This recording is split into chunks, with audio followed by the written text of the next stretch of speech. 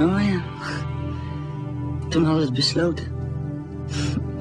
Dat was de oplossing. Iets van ons samen. Nou ja, dat dachten we. Dat hoopten we. We misten iets toen. We deelden niks. Toen begonnen we aan een kind te denken. Dat doen zoveel mensen. Soms zou ik het wel eens willen zeggen. Maar hoe? Ik had het me heel anders voorgesteld. Een soort geluk met elkaar. Maar dat is het niet geworden. Ik voel me alleen. Terwijl we daarom juist een kind wilden.